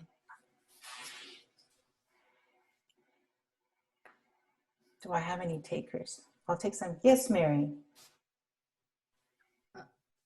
So in our cooperative movement in Arctic Canada, we're a federation, service federation to 32 member location, and we are in 33 territories in Arctic Canada and indigenous communities. And how do we keep the independency and autonomy is always, we keep that in mind because linguistic, multiple languages, multiple cultures, multiple independent thinking is what we need to respect. And one of the things is that I try to keep people in mind when we're providing services into those communities, is I always look at it from the community point of view. And so autonomy, independence is what they need to make that decision based on what their community needs are in those particular areas. So that's something that we try to ensure that we leave it to the community to make those decisions rather than making multiple decisions, because that's something we need to keep in mind always in our decision making. It was mentioned about the management and so on around decision CEOs and management. And a lot of times when management comes into, they come from the corporation, and the mentality, the thinking comes with it. And so it's very dangerous when they start thinking in one area, this is a better way, and they lead you to the land of where there is there. So as board of directors and other team members need to keep in mind the core principle and values when it's being discussed. And I think that's something that is important. But I do want to go to the climate change topic later on if it's going to be touched on as well. I'd like to no, but please, Mary, go ahead. Oh, go ahead and bring it up now. Yeah, we don't have that much. One of the things that was mentioned about climate change, and in Arctic Canada, we see the changes, no doubt. It is changing, but in this case, it hasn't warmed up in this particular area. But inclusiveness is something that always in my mind. One of the things that I think being inclusive, I'm going to use an example, and it's I guess controversial in a lot of discussions around the world. And the biggest thing that when climate change is being talked about, it affects the change in the Arctic people. And one of the things that is overused is the polar bear tagline saying they're in the ice and being in the sense of it's going hungry and so on. That's not the case. And I think that inclusiveness is something that is missed in a lot of target promotion and so on. And I think better research needs to take place when those kind of things, because it has a huge impact on people that is a very small populated community and has a significant impact into those particular regions. And I think sometimes we need to be more thoughtful and mindful when something is being discussed in that sense as well. Well, I'm seeing a lot of nodding heads, and I suspect you have many resources right here in this room who are more than willing to share some ideas with you on how to do that. Mary, thank you for bringing that up. One more question, open to everybody. We've got about 5 minutes. How would all of you, any recommendations from the group about increasing democratic or improving democratic participation among members? You know, we all have our general assemblies, and sometimes there are a lot of people who show up and sometimes they're not. So I'd like to see, I see your hand, Anna. I'd like to give somebody an opportunity. Hilda, why don't you give a go? I'd like to hear from some of our speakers who have not had the opportunity to say too much. Go ahead, Hilda. Well, democracy has been quite an issue, especially leading to participation during AGMs. And this brings again inclusion of the young people. Most of the times, let me just speak case in point of Africa. Most of the times that we have maybe AGMs and young people who are members of the cooperative would come to the meetings, and I mean, they would give opinions and their opinions would not be taken. Well, because maybe they are not well versed or within the knowledge of how the cooperative works and trying to understand, but bringing good ideas that could at least be able to be taken. So I think it is important at the same time to be democratic and understand that each idea is relevant, is implementable, but accordingly to how the cooperative works. So it is important to value also the opinions of other members. So in other words, make sure that you're open to listen, and that will encourage people to come, right? Is that what I'm hearing? Alicia. Yes, I agree with Elda, and I think that the key word is sharing. Sharing requests a lot of energy, a lot of money, a lot of time, but sharing is the key word to be more democratic and more participated and to be involved, because you need that people are conscious, more conscious about the life of the cooperative. So before you can get to a decision or a change or something, you need to share that and to explain to people and to try to reach every level of your members. So I'm assuming too, and it's not, and I've been involved with this as well, in that you have to share all this prior to the General Assemblies or the meetings, yeah? Yes. So that people will want to come. I know in America, and I come from the electric co-op world, and Martin has witnessed this too, is that they tempt, I shouldn't say tempt, we offer free meals and, fairs and shows and just to get people to come so they'll listen to the issues and be interested in the different ways to engage, I guess. Exactly. But I don't know how that's done in other parts of the world, but I've been mentioned. I see you smiling. I just have to say that for me, my experiences are that actually that's all the icing on the cake, you know. But if people don't feel they're going to be listened to, that they're not going to have voice, if they're not going to be able to change things, if everything's just set in stone and well, you're just there to make up the number, then you don't engage. So you've got, I mean, it just goes back to that earlier point. We've got these great principles, this great statement of identity. Don't tinker with it too much, but it's got to be fluid. People have to bring things in. We have to negotiate it and play with it, and not worry. Trust people, and don't necessarily mess it up. I'll repeat what I've also heard a few times here, just to emphasize, is that you repeat. So it's not just a one-time. You don't just talk about it once. You talk about it many times, because we have different people coming into the movement and people leaving for whatever reason. So it has to be rinse and repeat, as we say. Listen to everybody and listen and be willing to be open to all opinions, young and old, women, men, whomever. And from us, Alessia, for people like, and there might be others on the call who are also in the communications business, but there needs to be a need to also tell the story and share and to increase awareness so people can understand and not be the best kept secret. Maybe that's what we can take away from this as cooperatives, is this, we need to dispel with that label of being the best kept secret. And I'm gonna go once to you. We're running 1 minute over time, but I think we can do just a few minutes. Go ahead, Anna. And I think that just to add there, I think that once you open like democratic dialogues and ask people to participate because you're demanding participation, then you need to be consequent on what comes out of that decision. I think that sometimes we're like talking about, democratic participation. Why are people not participating? And they're like, because in the last 10 times that you opened this debate, nothing happened. So if you're not going to listen to us, why would we bother go to vote or to argue or whatever? So I think one of the things that is super good about this is like the way you take leadership, and like leading a democratic structure is probably potentially dangerous for your own ideas, which is great because you're being challenged.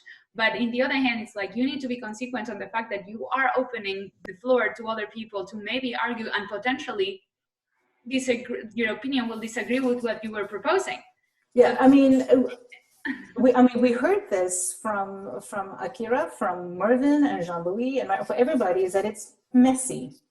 What got us to 1995 was not just a bunch of people signing on a piece of paper. It took years, and it was messy. And yes, Mervyn, and I think he'll agree with me. I do, and I was just going to say, I think if there's one thing more than anything that this discussion has shown, if I can relate it back, one of the discussion drafts and suggested by Ian McPherson, the principle of confidence in cooperative possibilities. The last 2 hours have done one thing, is it's demonstrated that today and tomorrow's generation of cooperators have absolute confidence in cooperative possibilities. That is an amazing achievement compared to where we stood in 1995. Let's see, let's go with Martin and then I'll go with you, Jean-Louis. We have about 2 minutes, as I've been told. This so is perhaps an idea that can come up tomorrow in terms of legal and regulatory.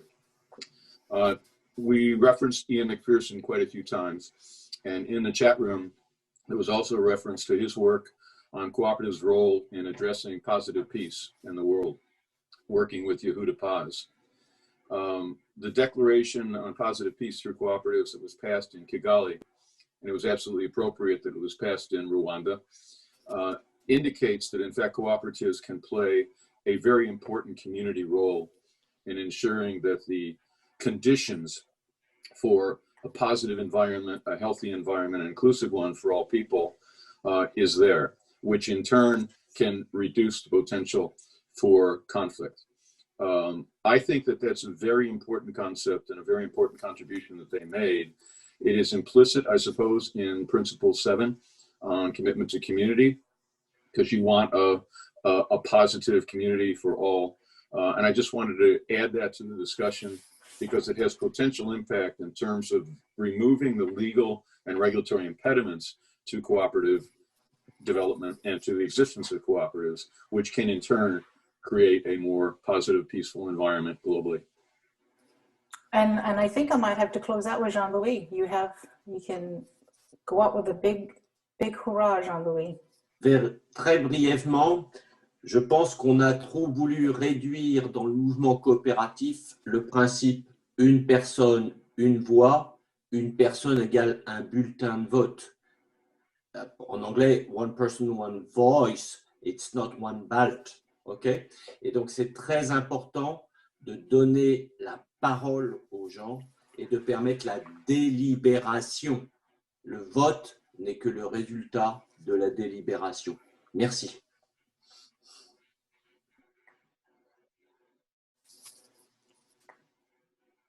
Thank you.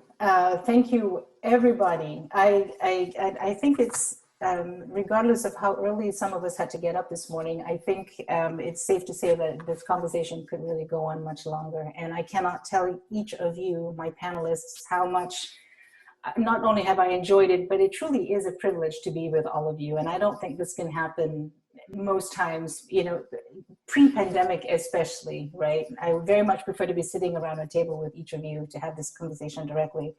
A few things before we leave for our audience. I realized that we did not manage to get through all the questions, and I'm gonna rely on my colleagues in the background that perhaps we can take note of these questions and who they were asked by, and we can respond directly. If not by ourselves, but I'm sure our panelists here are more than willing to respond with answers. So I'm sure that can happen. Don't forget about tomorrow. We have part 2. Santosh Kumar, who my colleague from ICA, will be moderating that session, and I'm sure it will be also as enlightening. It's always nice to have different opinions and different views, and I think we had that today, so it's fantastic. And I want to thank the translators that have been working diligently in the background. That was fantastic. And also a special call out to my co-hosts from the Cooperative College. And Scylla, you have a wonderful team working for you. And I'd like to also say that to remind all of you on behalf of the Cooperative College that they'll be hosting their 2-day Learning Live online conference with packed full of interactive sessions and inspiring speakers just like today. So I encourage you to check it out. And if there's nothing else, I'm just taking a look at all the faces again. Thank you so much, everybody, for all your help and wonderful comments. And I'm so glad to have gotten to know you and to be part of this. And thank you all the audience for showing up today. We hope to see you again soon. Thank you.